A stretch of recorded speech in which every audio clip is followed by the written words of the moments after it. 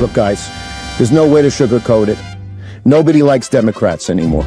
We have no voters left because of all of our woke trans bullshit. Not even black people want to vote for us anymore. Even Latinos hate us. So we need new voters. And if we give all these illegal aliens free health care, we might be able to get them on our side so they can vote for us. They can't even speak English, so they won't realize we're just a bunch of woke pieces of shit, you know, at least for a while until they learn English and they realize they hate us too.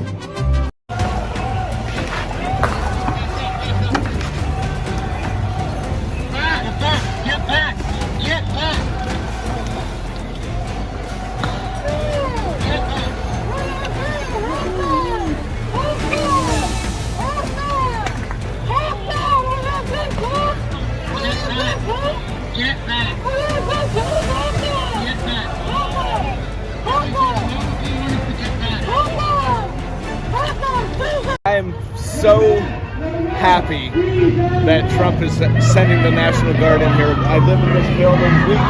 We both live in this building. We've been asking for help for months, and we're finally going to get it. When do you think they're coming? When? Not soon enough, man. Not soon enough. What do you want to see happen? I want him to come in and mess them up and just annihilate these people.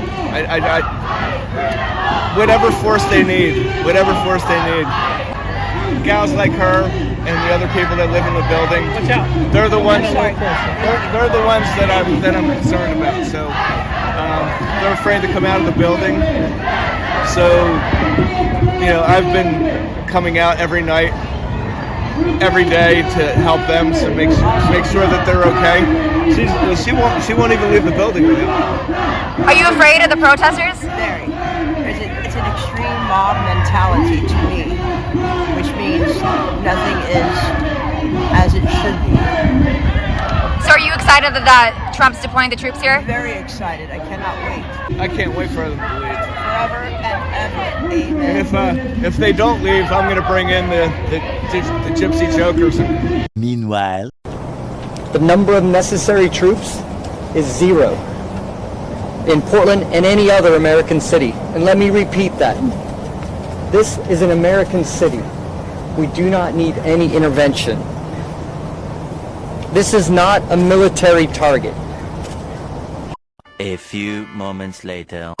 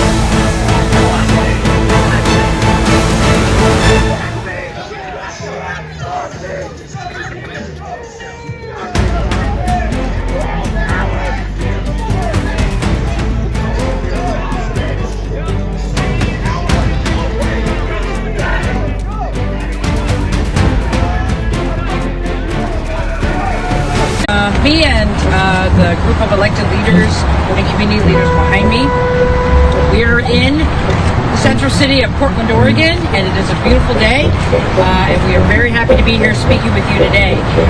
In my conversations directly with President Trump and Secretary Noem, I have been abundantly clear with them that Portland and the state of Oregon believe in the rule of law, and we can manage our own local public safety needs.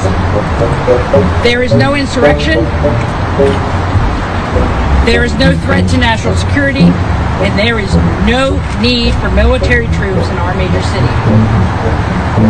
Military service members should be dedicated to real emergencies. The members of the Oregon National Guard, their mission is to stand up and protect Oregonians, and they will do that every day, but they are not needed in the city. They are not needed here. What?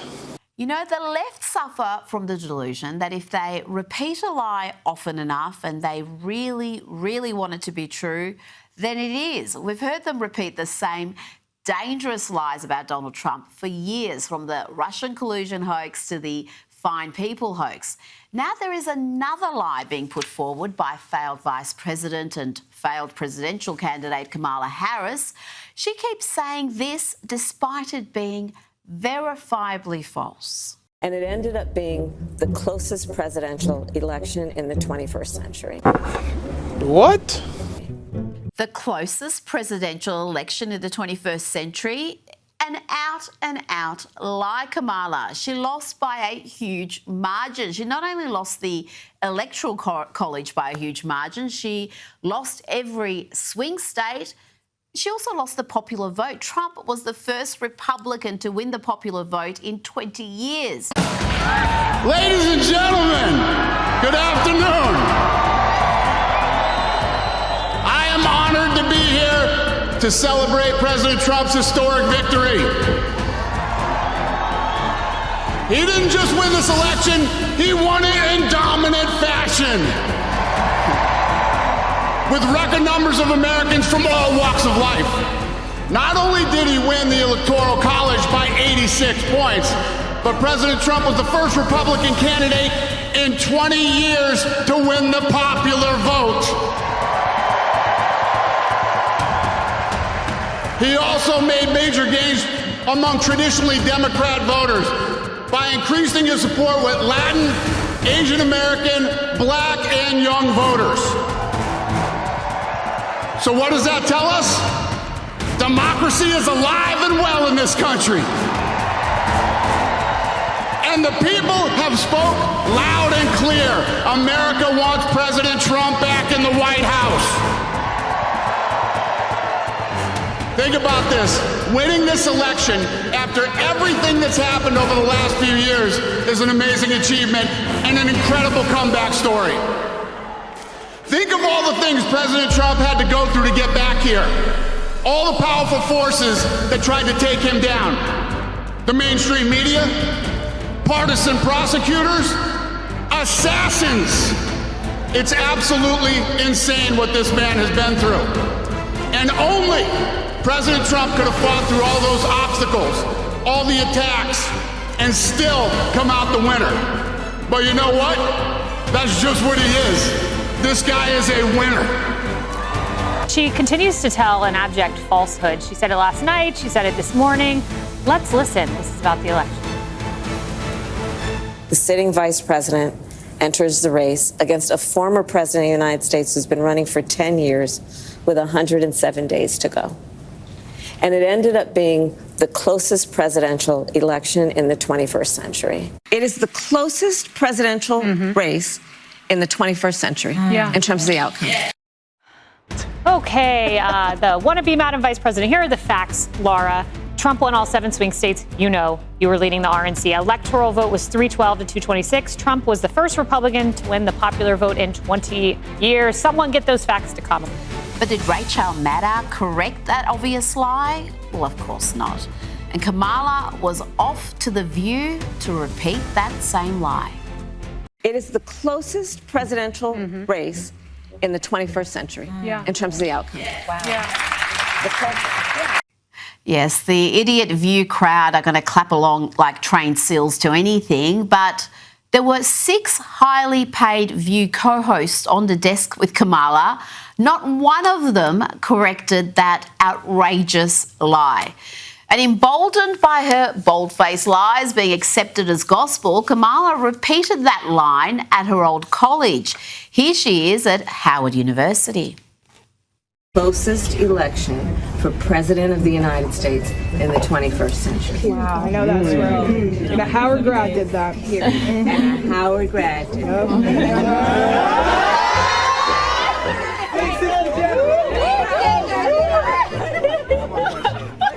Why is it that Kamala looks like she arrived straight from happy hour to that event? No academics there, no students corrected that lie. So let's get a hot take on Kamala from her successor, JD Vance. Because the more people know about Kamala Harris, the more they realize there's no substance there. I mean, agree or disagree with Barack Obama or Bill Clinton, they actually had substance. They could actually articulate a viewpoint. I listened to Kamala Harris for 90 seconds, and I actually feel like I've gotten dumber in the process, and I have no idea what she actually believes. Who needs personality when you can switch who you are at the push of a button? It's Sid, swish, Kamala. That's right. Oh, hello, young lady. Quite a marvelous day, innit? Why does she talk so weird? Let me play with her. Well, hey there, little nugget. I'm going to be the first black female president of the United States of America. Man, this doll sucks. Accent Switch Kamala can emulate any accent you like, as long as it grants her credibility. A bonjour, tu aimes les croissants? Merde américaine. Guten Tag, Sie lieben ein Bratwurst? Ufta, ufta, ufta, da. Luke, I am your mother. It's Sid, swish, Kamala. That's right. But wait, there's more. All new Accent Switch Kamala comes with 2 bags of campaign money, a blind eye for illegal immigration, and her own multi-laugh 3000 generator. Laugh in every way possible.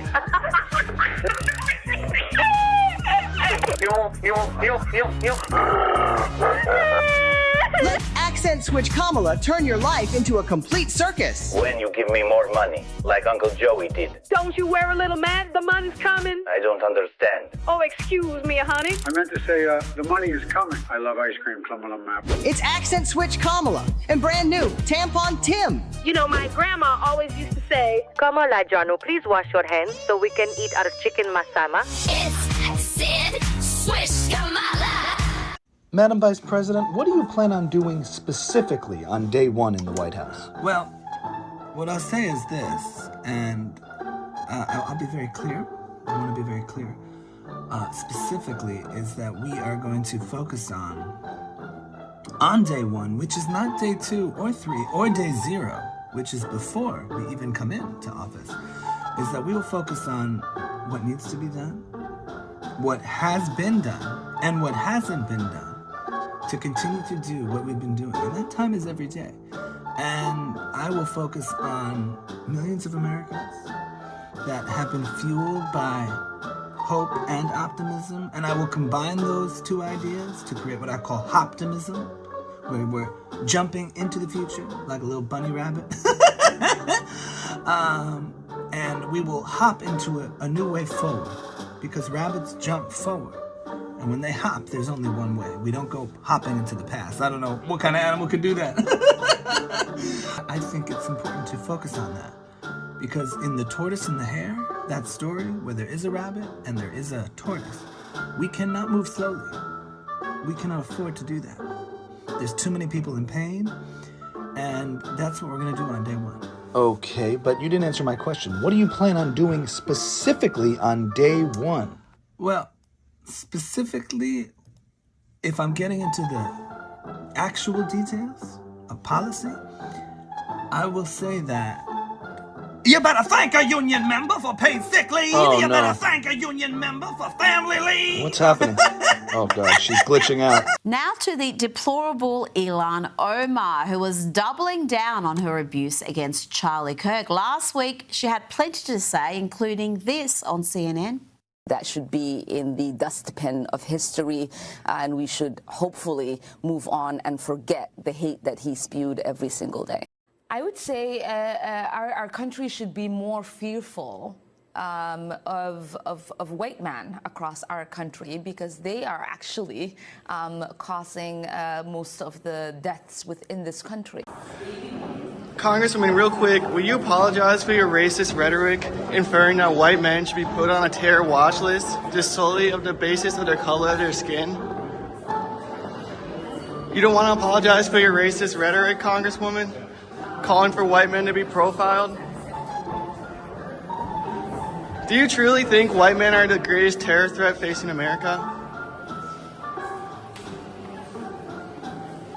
Asked to apologise for those comments and other similarly unhinged and ugly commentary, this is what the anti-American Democrat Congresswoman had to say. This time she's with the awful Don Lemon.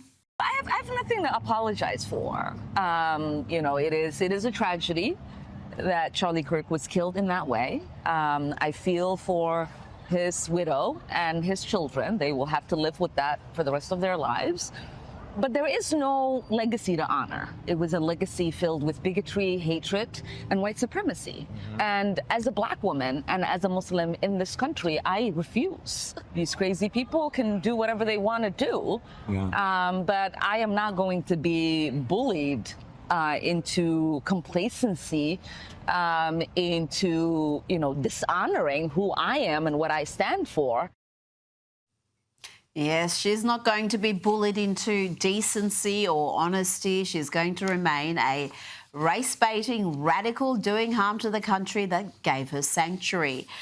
A few moments later. Big breaking news out of the Big Apple today. Eric Adams dropping out of the New York City mayoral race. Well, actually, it's a stunning development, Kevin.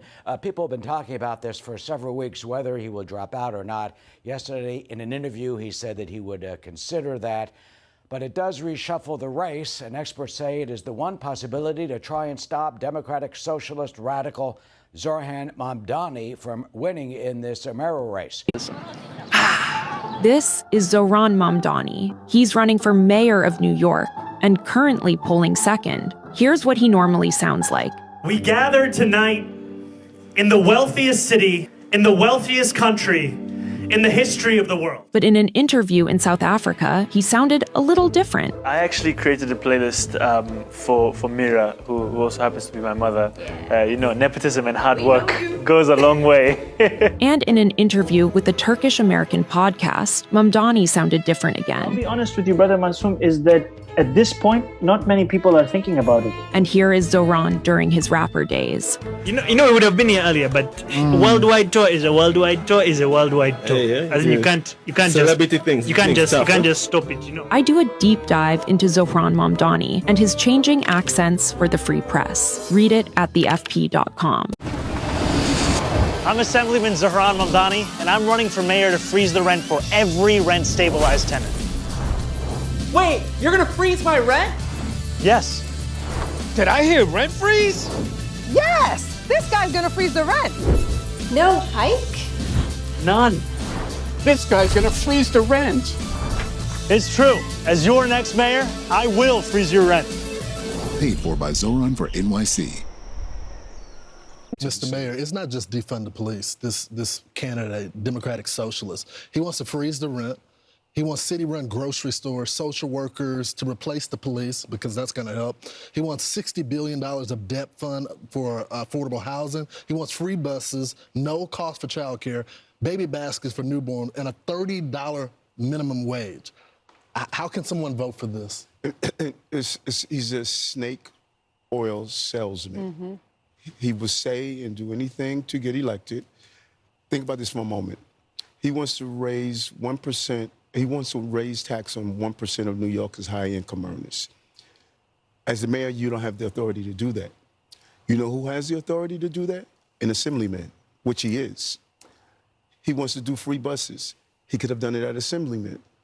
He doesn't understand the power of government and how you must making sure you improve your economy, raise the standard of living, and this is what we've done in the city. Tell me how Zohran is going to pay for free childcare, free buses, when he's going to step into office on the first day and he's going to realize actually the mayor doesn't have any power to raise money on the rich, and that was his plan to pay for all this crap to begin with. I'll tell you how he's going to pay for it. He's going to pay for it by raising property taxes, raising other taxes in any way that he can. The thing you got to understand is I'm from South Richmond Hill. People in the outer boroughs over there, they don't have these big fancy corporate tech jobs. They're not celebrities with fat salaries. The way they make their money is they own maybe a deli across the street, or they own a spice shop, or they work there. And those people are the ones that are going to absorb these higher taxes that he's going to use to generate income for his ill-conceived ideas that won't even get anybody out of poverty to begin with. His whole plan is going to only hurt middle to lower income black and brown people in New York City. If you have some big, fancy, fat tech job or you're a high income earner in New York City, Zohran's policies will not affect you. It'll affect people that I grew up with, black and brown people in South Richmond Hill, where I worked in Flatbush or in Brookdale. It'll affect people where I went to high school in the Bronx. These are the people that are going to affect it. So all the rich white people that voted for him because they think that they're doing something good for minorities, you effed up. But don't push your vote through November because the guy's a scammer. First of all, I want to send a thank you to Mayor Adams for dropping out of the race for mayor for New York City. Mayor Adams has just left a clear message to all New Yorkers that he puts every single one of you first before himself. To all the kids that are living in New York City right now, you have no idea that this is a fight for your very own survival, to make sure that we do everything we can to make sure that Zohran Mamdani does not become the mayor of New York. He's a self-proclaimed socialist. He's a self-proclaimed communist. And if he wins and becomes mayor of New York City, God help us all. If you want to look into the future and see the fate of New York, go reach out to our friends over there in the United Kingdom. Go reach out to our friends over there in UK and London, because they are about to fall. I'm telling you right now that this is not a joke. This is not something to play with. By the rhetoric that has been coming out of Mamdani's mouth, it is clear to me that America does not come first. Don't believe the bullshit. Don't believe the lies. Don't believe that pretty little smile and that cute little face that he's got. This is not the best candidate. He doesn't have the best interest for my family or yours. Mayor Adams, thank you once again for putting the interest of the people of New York first. Curtis Sliwa, Andrew Cuomo, you are our last hope. You two need to get together immediately and figure out how you're gonna beat Zohran Mamdani. That is so interesting. You're in the position, so you know you don't have the authority to do that. Yet he's running on all these promises he's not going to be able to fulfill. Well, today we're joined by the man President Trump does not want to become mayor of New York. That's right, Zohran Mamdani. He's in our studio to talk about this breaking news and more. Zohran Mamdani, welcome back to Democracy Now! It's great to have you with us. Respond. The significance of Adams dropping out of the race, does this surprise you? You know, it is something that has been rumored for quite some time, that this would be the month, this would be the week, this would be the day, and today we've finally seen it. Yet it is also an encapsulation of so much of what has characterized Eric Adams' mayoralty, is decisions at the behest of Donald Trump and his billionaire donors and at the expense of working class New Yorkers. And what we see in this moment is very much what we saw the day we started this campaign on October 23rd. A necessity to finally stand up to the days of big money and small ideas being what characterizes City Hall, and instead delivering for the very working class New Yorkers that are being priced out of that same city. Well, let's go to what Eric Adams had to say in a 9-minute video message announcing his decision to drop out. New York Mayor Eric Adams did not mention you, Zohran, or Andrew Cuomo by name, but he said this, which has been viewed as criticism of your campaign. Major change is welcome and necessary, but beware of those who claim the answer to destroy the very system we built together over generations. That is not change, that is chaos. Instead, I urge New Yorkers to choose leaders not by what they promise, but by what they have delivered. So, Zohran, your response? Well, you know, I am not surprised to hear any of these critiques or points from Eric Adams, because it is Eric Adams' mayoralty that has delivered us with a city where 1 in 4 New Yorkers are living in poverty. And in that same video, he diagnoses what the issues are that New Yorkers face. He speaks about the necessity of lowering costs, of improving quality of life, of keeping New Yorkers safe. And I don't contest the diagnosis. I contest his delivery, however. This is a mayor who raised the rent by 12% on more than 2 million New Yorkers, a mayor who priced New Yorkers further out of childcare, a mayor who has time and time again exacerbated a cost of living crisis, whether by raising the water bill or supporting Con Edison when they wanted to raise gas and electric. And so I wouldn't take advice on addressing that same crisis from the man who's been inflaming it time and time again. Well, could you say, Zohran, what do you think the impact of his dropping out will have on your electoral prospects? I think it's very much the same race. We have seen over the course of this race, especially in the final weeks and months of the primary, that Andrew Cuomo wanted nothing more than a one-on-one fight with me. And we gave him exactly that, and then we beat him by 13 points. And we continue to be just as confident. And yet what separates us from these other candidates is that we're not focused on them. We're focused on New Yorkers. New Yorkers deserve leadership that is thinking about how to benefit the people of the city. And too often politicians, be it Andrew Cuomo or Eric Adams, the meetings that they have or the phone calls with someone like Donald Trump, they're only speaking about themselves. It's time to actually think about New Yorkers. So get this. Zohran Mamdani, self-described socialist and New York Democratic mayoral nominee, just threw a 3-day extremely lavish wedding celebration in Uganda, not at a town hall, not in a community center, at his family's posh compound in Buziga Hill, which overlooks Lake Victoria, has gated security, phone jamming tech, more armed officers than Jonathan Yardley-styled exclusivity, luxury buses, Mercedes, Range Rovers, festive lighting, DJs, basically, who needs the Met Gala when you have Lake Victoria? Let us not forget, this is the same guy campaigning on rent freezes, fare-free buses, city-owned groceries, the basis of socialist living. Now, a socialist candidate isn't required to go full commune. Flying halfway around the world to party at a compound worth several million while promising to tax the rich and defend the working class, that's next level optics. And of course, he's defending it as a personal family celebration. Because he was born in Kampala, owns land there, is a dual Ugandan citizen, and says he's returning here by month's end. But some say his timing was totally tone deaf because many were mourning the death of a local Supreme Court leader nearby. And they say that it was culturally out of sync and insensitive. Well, that's not news. So here's the thing, a socially trying to fix inequality in New York City, but simultaneously indulging in elite spectacle abroad. That tension is real.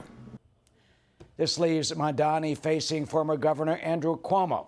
He's running as a moderate against the far-left socialist Mamdani, and they've clashed on issues from Mamdani's anti-Israel positions to his promises of free services and raising taxes.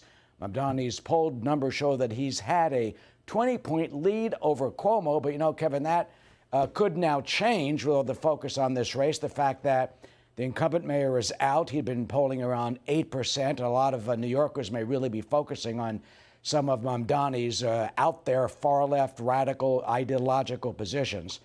The other candidate, Republican candidate Curtis Sliwa, he is well known, founder of the Guardian Angels, a conservative activist for a long time. He's been polling ahead of the incumbent mayor and has vowed that he would not drop out of the race, even though he's been warning about the dangers if Mamdani is elected. But some in the GOP are saying today there could be pressure on him to quit too as a last-ditch effort to try and stop Mamdani from winning. Crying harder, crying harder. Trump is your president. Crying harder, crying harder. Trump is your president.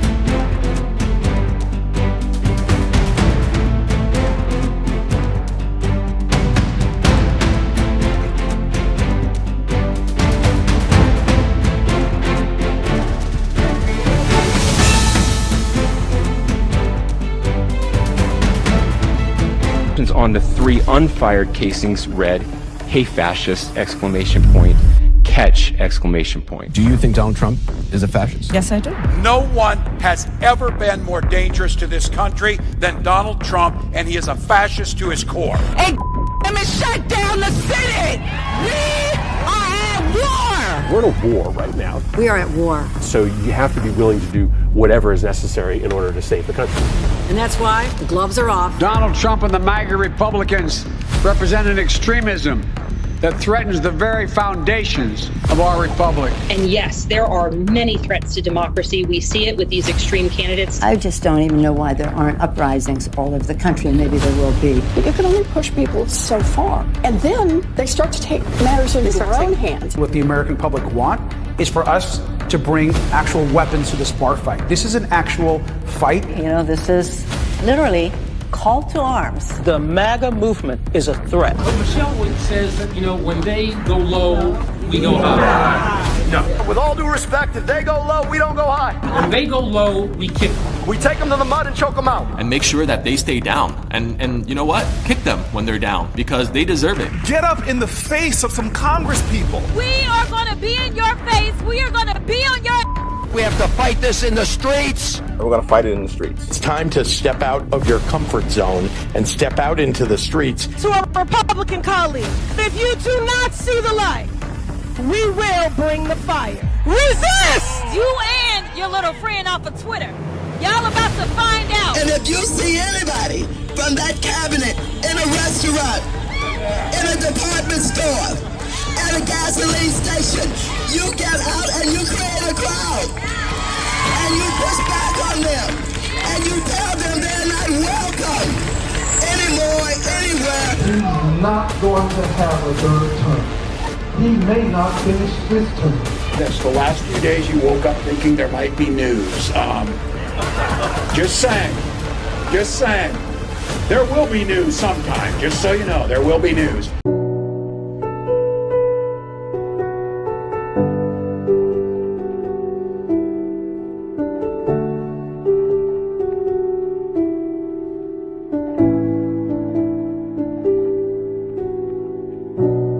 I want to be remembered for courage for my faith. That would be the most important thing. Most important thing is my faith in my life.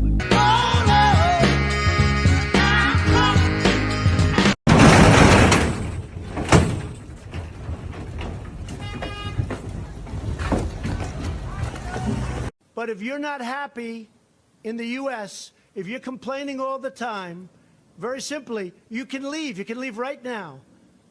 Come back if you want. Don't come back. It's okay, too. But if you're not happy, you can leave.